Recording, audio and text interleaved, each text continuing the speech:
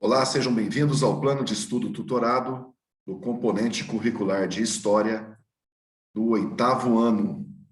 Nós estamos na semana 1, meu nome é Rander e eu vou estar aqui com vocês. Caro estudante, nessa semana você estudará sobre o Iluminismo e deverá ser capaz de compreender os conceitos relacionados a esse período e fazer conexões com outros contextos históricos e com a realidade atual. O século XVIII é conhecido também como o século das luzes, pois foi nesse período que a Europa passou por uma série de mudanças no pensamento científico e filosófico, trazendo formas mais racionais de enxergar o mundo. Diversos pensadores desse período são influentes na física, matemática, história, política, na economia, até os dias atuais. O termo iluminismo está ligado à ideia de luz da razão, já que nessa época novas ideias e descobertas estavam sendo desenvolvidas e estariam iluminando os caminhos do progresso. De fato, podemos definir o iluminismo como um período da história europeia marcada pelo desenvolvimento da ciência e das liberdades humanas.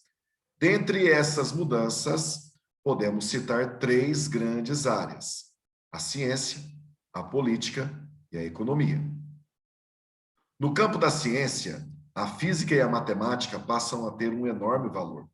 René Descartes aprofunda ainda mais o pensamento racional, pois para ele, a existência do ser humano está conectada ao raciocínio lógico, o que pode ser sintetizado em sua famosa frase: penso, logo existo. Ele também foi o criador do plano cartesiano, aquele gráfico em forma de cruz usado em matemática que divide o plano em eixo X e eixo Y. Essa representação mostra que para ele todo o universo pode ser traduzido em números. Outro grande nome da ciência no período foi Isaac Newton, o cara da maçã. Segundo relatos, quando estava sentado embaixo de uma macieira, uma maçã caiu em sua cabeça, e a partir daí ele desenvolveu uma hipótese de que uma força que puxava tudo para baixo, e a isso deu o nome de gravidade. Newton é considerado o pai da física clássica, pois em seus estudos sobre o movimento dos objetos e da observação da natureza, ele criou 3 grandes leis.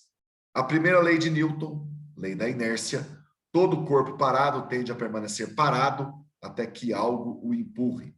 Segunda lei de Newton, lei da dinâmica: a mudança de movimento é proporcional à força exercida. E a terceira lei de Newton, a lei da ação e reação: toda ação sobre um objeto reflete uma ação contrária com a mesma força. As leis de Newton são, na verdade, a explicação lógica sobre como a natureza funciona e não há como descumpri-las, pois são leis da natureza. No campo da política, podemos citar o francês Jean-Jacques Rousseau, que escreveu uma obra influente para estudos posteriores chamado O Contrato Social.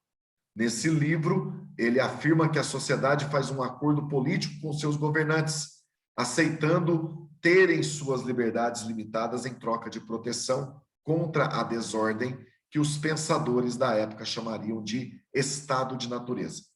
Rousseau afirmava também que o ser humano nasce bom e puro, mas que a sociedade o corrompe. A educação seria, então, um meio de evitar essa corrupção e levar os jovens à verdade e à bondade. Outro pensador da política foi o Barão de Montesquieu.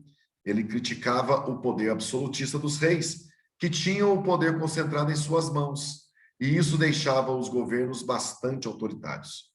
Para evitar o autoritarismo, ele propôs que o poder fosse dividido em 3 instituições autônomas e com o mesmo nível de poder: poder executivo, responsável por executar as leis; poder legislativo, responsável por criar as leis; poder judiciário, responsável por julgar quem desobedecesse às leis. No campo econômico, temos alguns pensadores que defendiam a fisiocracia, governo da natureza. Esses pensadores defendiam que a economia é algo natural e, portanto, não deveria haver interferência do Estado. Defendiam o seguinte lema: laissez-faire, laissez-passer. deixai fazer, deixai passar, que defende a liberdade comercial sobre tudo que for produzido. Outro economista que ficou conhecido como o pai do liberalismo econômico é Adam Smith.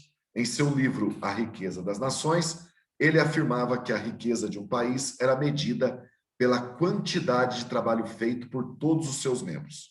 Smith também defendia que o mercado era controlado por uma mão invisível, regido pela lei da oferta e da procura, em que quando há mais procura do que produção, o preço sobe, e quando se aumenta a produção ou diminui a procura, o preço desce. Bom, vamos agora para as atividades. De acordo com o texto acima e seus outros estudos, explique o que era o contrato social.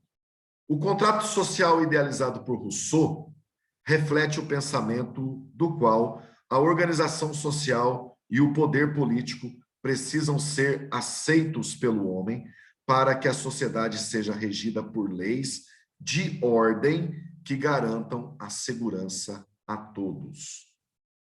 Número 2, é comum vermos esse tipo de imagem em desenhos e animações. Relacione essa imagem ao conceito de iluminismo. Então, nós temos a lâmpada aqui. A lâmpada lembra a luz, a clareza das ideias, a inspiração. Tudo que se relaciona ao iluminismo, a ideia, a clareza das ideias, uma nova ideia. Número 3. Jean-Jacques Rousseau defendia a ideia de que o homem nasce bom, mas a sociedade o corrompe. Você concorda com essa ideia? Aí, como a pergunta está pedindo aqui, você concorda com essa ideia? É um assunto para ser conversado, um assunto para ser debatido, né? Será que existem pessoas que nascem más, ou elas vão tendo essa maldade depois de uma certa idade, né? Uma pessoa que nasce numa família de pessoas más, ela também será má pelo simples fato de ter nascido nessa família? Ou uma pessoa que nasce numa família de pessoas boas, ela vai ser boa?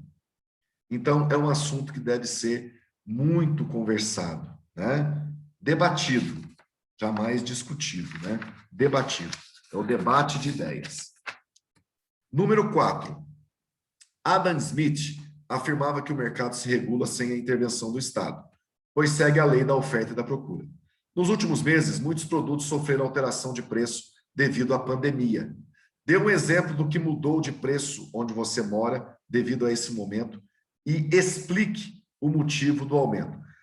Eu vou dar 2 exemplos para vocês aqui, né? Um, logicamente, foi o álcool em gel, né? Na verdade, todos os produtos sofreram aumento, né, gente? Não sei se vocês acompanham os pais de vocês, se vocês prestam atenção nas conversas dos pais de vocês, mas todos os produtos sofreram aumento. E muita coisa está até difícil de encontrar, né? Mas 2 coisas assim, por conta da pandemia.